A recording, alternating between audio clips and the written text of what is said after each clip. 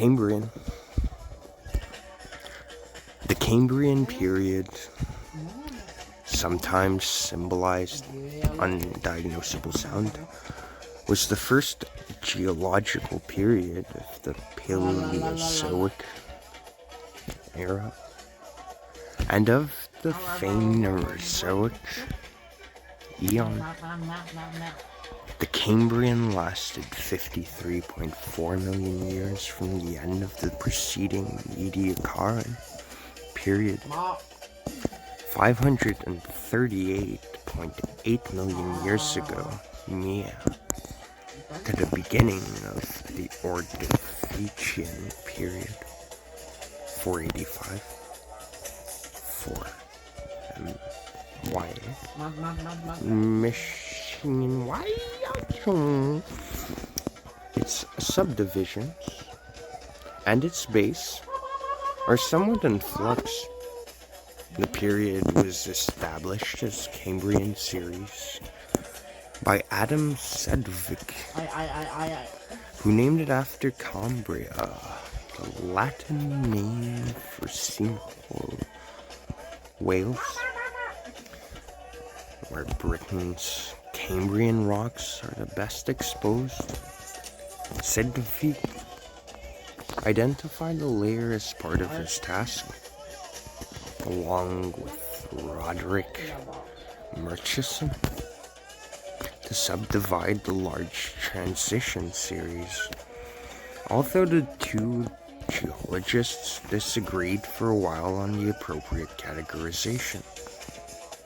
The Cambrian is unique in its unusually high proportion of Yakastat sedimentary deposits, sites of exceptional preservation, where soft parts of organisms are preserved as well as their more resistant shells.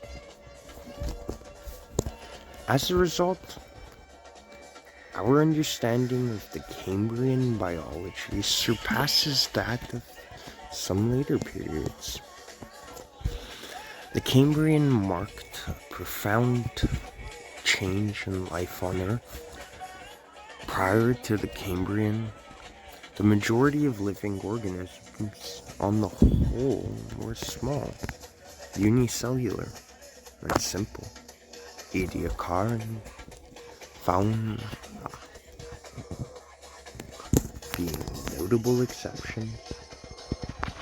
Complex, multicellular organisms gradually become more common in the millions of years immediately preceding the Cambrian.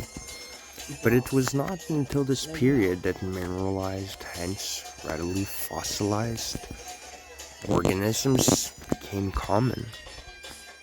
The rapid diversification of life forms in the Cambrian, known as the Cambrian explosion, produced the first representatives of all modern animal phyla. Phylogenetic analyses has supported the view that before the Cambrian radiation in the cryogen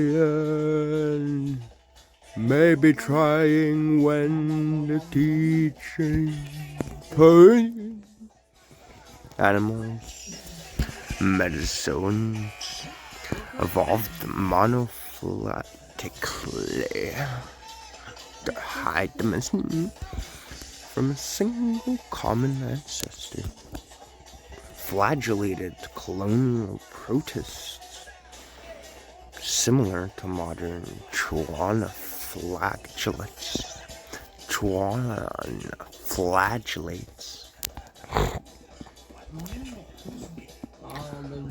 Although diverse life forms prospered in the oceans, the land is thought to have been comparatively barren, with nothing more complex than a microbial soil crust and a few mollusks and arthropods, albeit non-terrestrial. that emerged to browse on the microbial biofilm. By the end of the Cambrian, myriapods, arachnids, and hexapods would start adapting to the land, along with the first plants. Most of the continents were probably dry and rocky due to a lack of vegetation.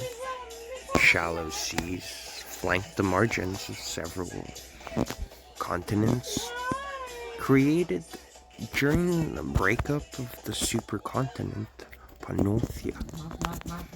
The seas were relatively warm, and polar ice was absent for much of the period. Hey. Oh.